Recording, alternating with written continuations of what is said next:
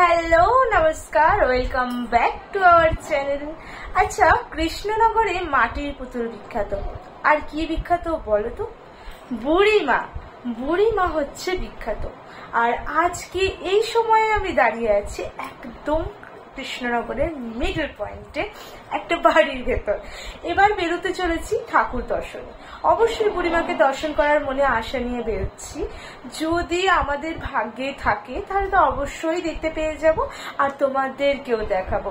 শুধু আমি নয়, আমার পুরো ফ্যামিলিকে নিয়ে এবার বেরোচ্ছি, আর তোমাদেরকেও দেখাতে চলেছি কৃষ্ণনগরের 2024-এর মা জগদ্ধাত্রী পুজোর প্যান্ডেল হপিং, সাথে বুড়িমার দর্শন। দেখা যাক পাই কিনা, চলো।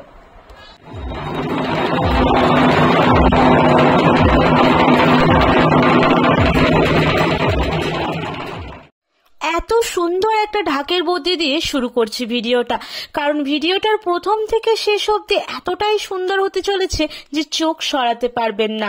কৃষ্ণনগরে এবারে কিন্তু জমজমাট করে পালিত হয়েছিল প্রতি বছরের মতনই জগদ্ধাত্রী পূজা উৎসব। আমরাও বেরিয়ে পড়েছিলাম এই উৎসবের মাঝে নিজেদের একটু তুলে ধরতে, এই আনন্দের মাঝে।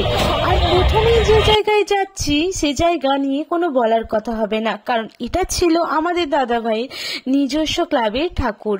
এখানে কোনো ঠাকুরই যেন চারিদিকে যে ঠাকুরই তাকাচ্ছে যেন কম কিছু না। প্রতিটা ঠাকুরই দেখে মনে হচ্ছে চোখ জুড়িয়ে যাওয়ার মতন।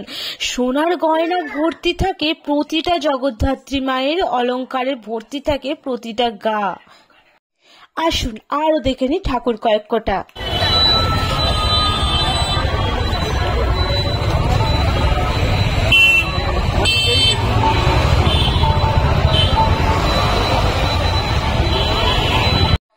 প্রচুর খাবার দাবারের দোকান তো আছেই, তবে হ্যাঁ, পুজো মানে একটা জিনিস মেলা।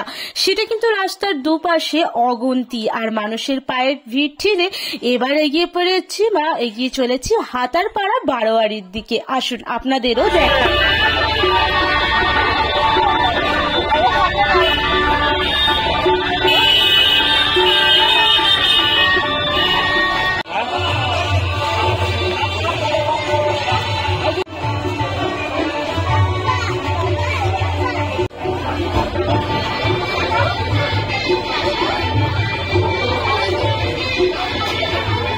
এবার প্রবেশ করছি জর্জ কোর্ট পাড়া বারোয়ারিতে। এখানে এত পরিমাণে মিউজিক বাজছিল, রিয়েল ভয়েসটা দিতেই পারলাম না।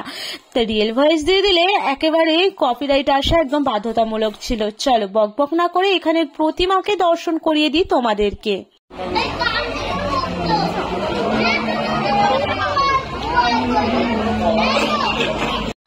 এত আলোকসজ্জায় ঠাকুর দেখাটা রাত্রিবেলা ছাড়া অসম্পূর্ণ, আর অসম্পূর্ণ থাকে বুড়িমা, ছোটমা, মেজমা ছাড়া। চলো এবার মেজো মায়ের দর্শনটা তোমাদেরকে করিয়েই দিই।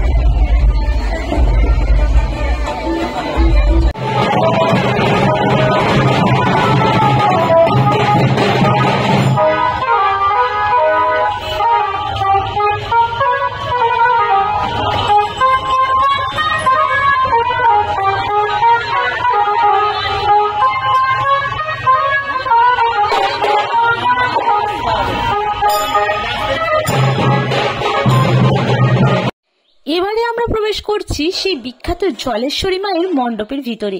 আসুন দেখে নি প্রতিমা।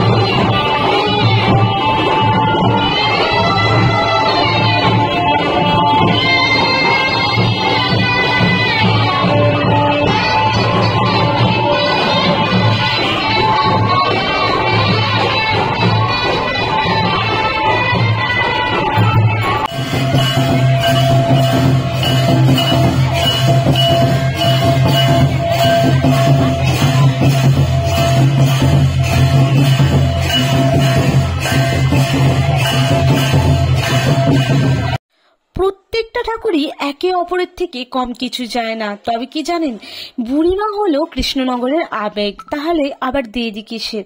বুড়িমার মণ্ডপের ভিতরে প্রবেশ করেই চারপাশটা এত সুন্দর আলোকিত, সুসজ্জিত, মনে হচ্ছে যেন কোনো বিয়ে বাড়িতে, বেশ বড় সড়ো বড় লোকদের বিয়ে বাড়িতে প্রবেশ করে গেছি। আর সত্যি কথা বলতে জায়গাটাও ছিল গমগমে। আসুন দেখি কতটা কি দর্শন করতে পারি আর আপনাদেরকেও দেখাই।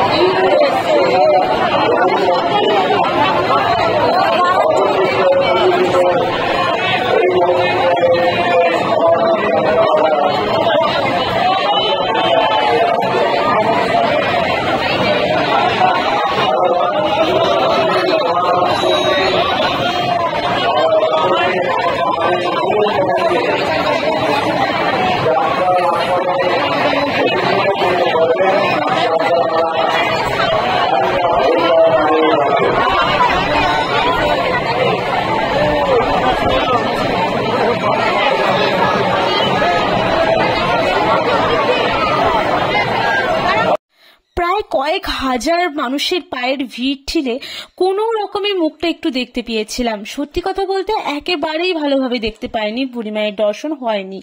দিনের বেলা গেলে নাকি দর্শন হয়, কিন্তু এই যে এত সাজসজ্জা, আলোক সরঞ্জাম, এগুলো তো দেখতে পাবো না, তাই না? তাই রাতের বেলায় বেরিয়েছিলাম, কিন্তু ভাগ্য খারাপ থাকলে যা হয়। তবে ভাগ্যটা ভালো ছিল, ওই যে আগের ভিডিওটা কিন্তু বুড়িমায়ের পুরো দর্শন পেয়ে দেখিয়ে দিয়েছি তোমাদের। বিসর্জনের দিনে ফুল ভিডিওটা ছিল, সেটা কিন্তু দেখে নিও। আমি পারলে ডেসক্রিপশন বক্সে লিঙ্কটা দেখে নেব, দেখে নিও ওখান থেকে।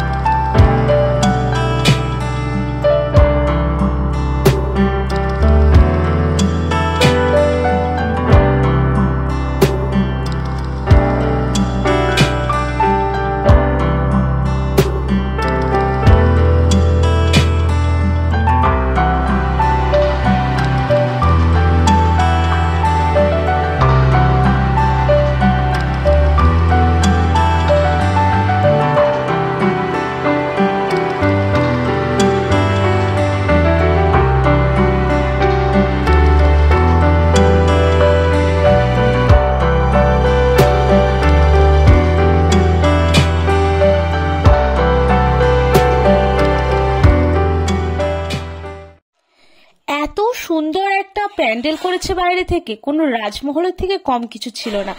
আর সাথে সাথে যে মিউজিকটা বাজছিল সত্যি একদম মানানসই ছিল। আর ভেতরে এসে মায়ের এই মুখ থেকে চোখ আর ভরিয়ে তো গেলই, সাথে ক্লান্তিও দূর হয়ে গেল।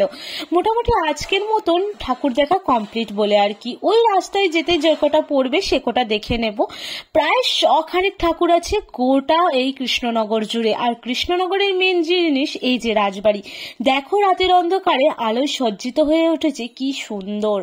এই রাজবাড়ি নিয়ে না হয় অন্য একদিন আসবো। তবে হ্যাঁ, ওই যে বলে দিলাম, আগের ভিডিওটা যারা যারা মিস করেছো দেখে নিও।